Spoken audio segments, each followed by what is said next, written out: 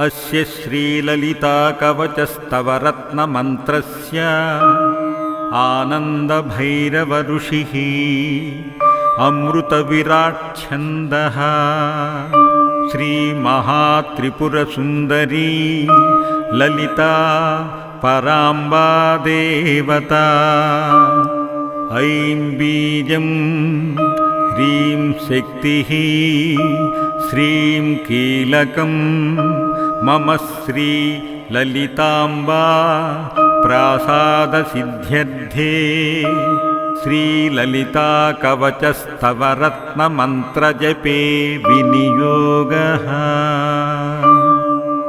ऐं अङ्गुष्ठाभ्यां नमः, ह्रीं तर्जनीभ्यां नमः, श्रीं मध्यमाभ्यां नमः, श्रीं अनामिकाभ्यां नमः, ह्रीं कनिष्ठिकाभ्यां नमः, ऐं करतलकरपृष्ठाभ्यां नमः, ऐं हृदयाय नमः, ह्रीं शिरसे स्वाहा, श्रीं शिखायै षट्, श्रीं कवचाय हुं, नेत्रत्रयाय औषट्, ऐं अस्त्राय फट्, भूर्भुवः स्वरोमिति दिग्बन्धः।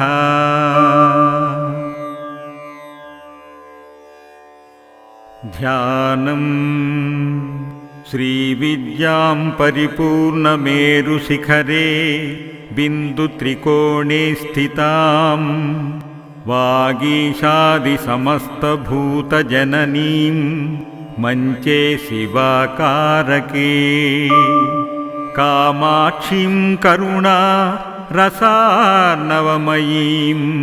कामेश्वराङ्कस्थितां कान्तां चिन्मयकामकोटिनिलयां श्रीब्रह्मविद्यां भजे।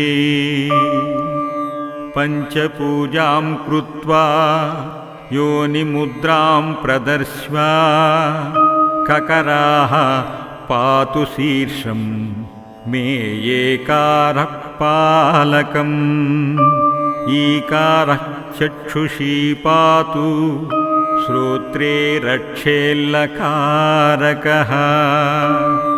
ह्रीङ्कारः पातु नासाग्रं वक्त्रं वाग्भवसंज्ञिकः, हकारः पातु कण्ठं मे सकारः स्कन्ददेशकम्, ककारो हृदयं पातु हकारो जठरं तथा, लकारो नाभिदेशन्तु ह्रीङ्कारः पातु गुह्यकम्, कामकूटः सदा पातु कटिदेशं ममैव तु, सकारः पातु चोरु मे ककारः पातु जानिनी, लकारः पातु जङ्घे मे ह्रीङ्कारः पातु गुल्फका, शक्तिकूटं सदा पातु पादौ रक्षतु सर्वदा, मूलमन्त्रकृतं चैतत्कवचं यो जपेन्नरः प्रत्यहं नियतः प्रातः तस्य लोकावशं वदाः।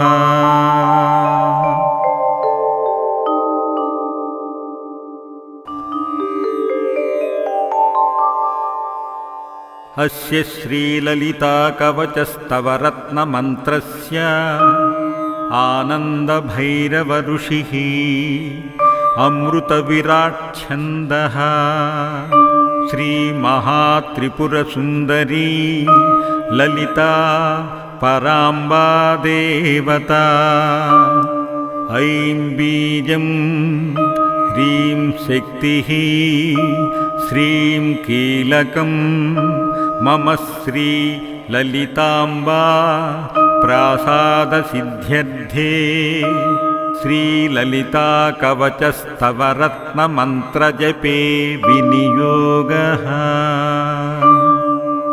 ऐं अंगुष्ठाभ्यां नमः ह्रीं तर्जनीभ्यां नमः श्रीं मध्यमाभ्यां नमः श्रीं अनामिकाभ्यां नमः ह्रीं कनिष्ठिकाभ्यां नमः ऐं करतलकरपृष्ठाभ्यां नमः ऐं हृदयाय नमः ह्रीं शिरसे स्वाहा श्रीं शिखायै षट् श्रीं कवचाय हुं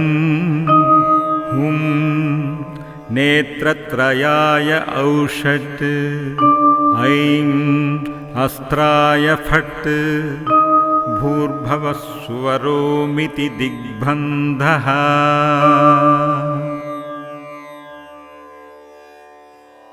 ध्यानम् श्रीविद्यां परिपूर्णमेरुशिखरे बिन्दुत्रिकोणे स्थितां वागीशादिसमस्तभूतजननीं मञ्चे शिवाकारके कामाक्षीं करुणा रसार्णवमयीं कामेश्वराङ्कस्थितां कान्तां चिन्मयकामकोटिनिलयां श्रीब्रह्मविद्यां भजे पञ्चपूजां कृत्वा योनिमुद्रां प्रदर्श्य ककराः पातु शीर्षं मे एकारः पालकम् ईकारः चक्षुषी पातु श्रोत्रे रक्षेल्लकारकः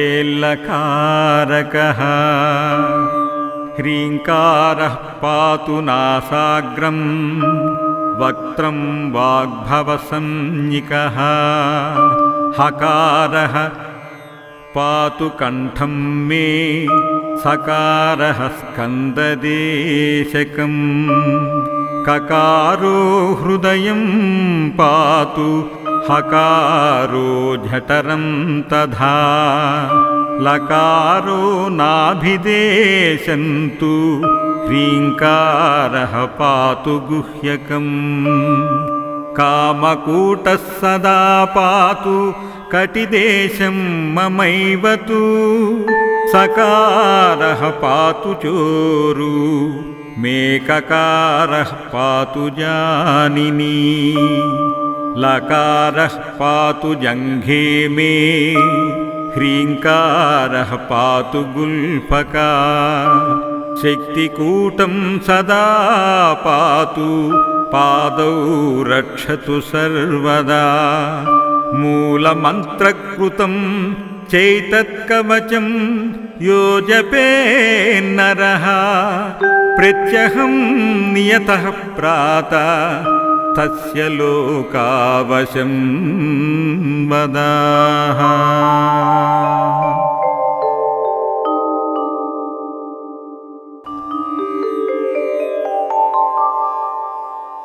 अस्य श्रीललिताकवचस्तवरत्नमन्त्रस्य आनन्दभैरवऋषिः अमृतविराट्छन्दः श्रीमहात्रिपुरसुन्दरी ललिता पराम्बा देवता ऐं बीजं ह्रीं शक्तिः श्रीं कीलकं मम श्री ललिताम्बा प्रासादसिद्ध्यर्थे श्रीललिता कवचस्तवरत्नमन्त्रजपे विनियोगः।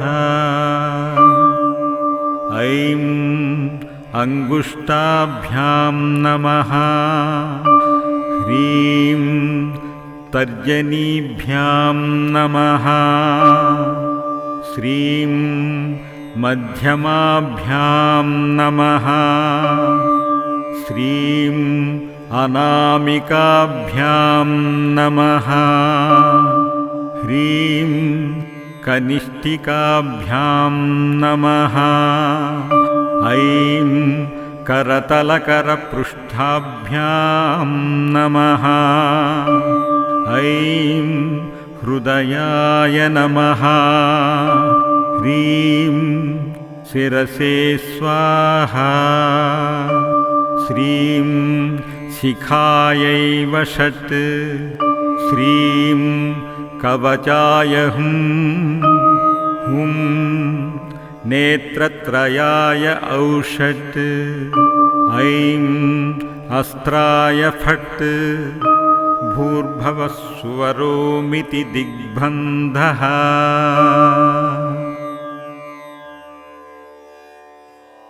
ध्यानम् श्रीविद्यां परिपूर्णमेरुशिखरे बिन्दुत्रिकोणे स्थितां वागीशादिसमस्तभूतजननीं मञ्चे शिवाकारके कामाक्षीं करुणा रसार्णवमयीं कामेश्वराङ्कस्थितां कान्तां चिन्मयकामकोटिनिलयां श्रीब्रह्मविद्यां भजे।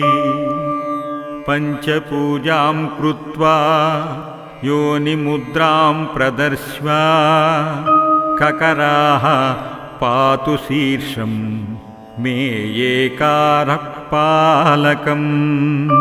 ईकारः चक्षुषी पातु श्रोत्रे रक्षेल्लकारकः। ह्रीङ्कारः पातु नासाग्रं वक्त्रं वाग्भवसंज्ञिकः। हकारः पातु कण्ठं मे सकारः स्कन्ददेशकम्। ककारो हृदयं पातु हकारो जठरं तथा। लकारो नाभिदेशं तु ह्रीङ्कारः पातु गुह्यकम्। कामकूटः सदा पातु कटिदेशं ममैव तु। सकारः पातु चोरु मे ककारः पातु जानिनी। लकारः पातु जङ्घे मे ह्रीङ्कारः पातु गुल्फका। शक्तिकूटं सदा पातु पादौ रक्षतु सर्वदा। मूलमन्त्रकृतं चैतत्कवचं यो जपेन्नरः प्रत्यहं नियतः प्रातः तस्य लोकावशं वदाः।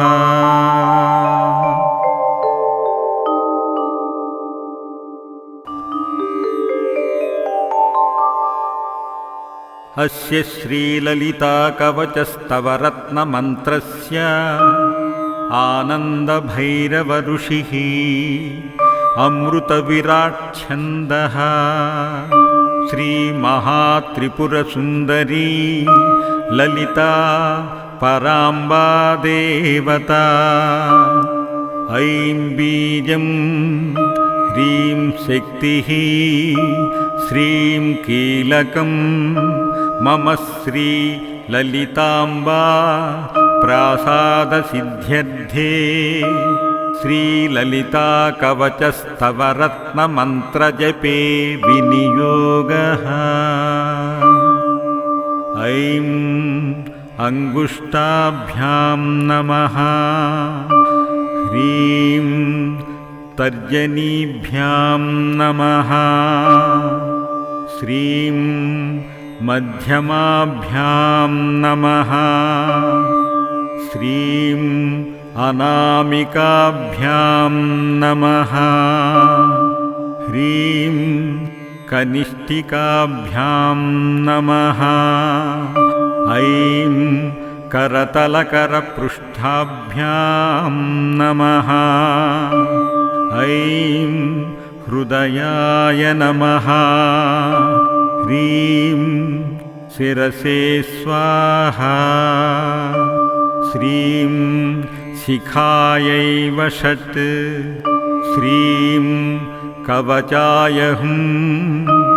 हुं नेत्रत्रयाय औषट्। ऐं अस्त्राय फट्। भूर्भुवस्सुवरोमिति दिग्बन्धः।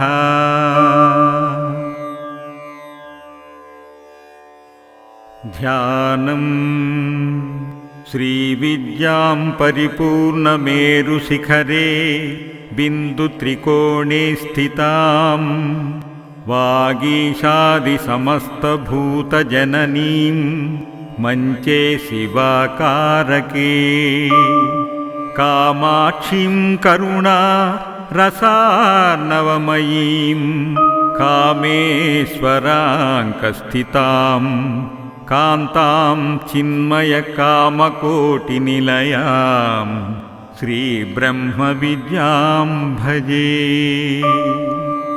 पञ्चपूजां कृत्वा योनिमुद्रां प्रदर्श्य ककराः पातु शीर्षं मे एकारः पालकम्। ईकारः चक्षुषी पातु श्रोत्रे रक्षेल्लकारकः। ह्रीङ्कारः पातु नासाग्रं वक्त्रं वाग्भवसंज्ञिकः।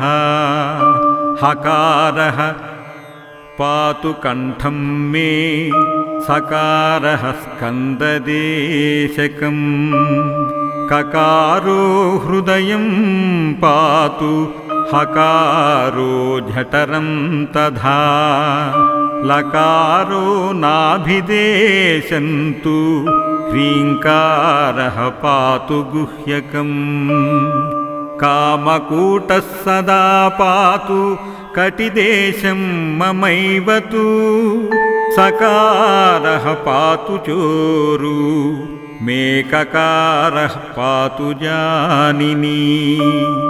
लकारः पातु जङ्घे मे ह्रीङ्कारः पातु गुल्फका।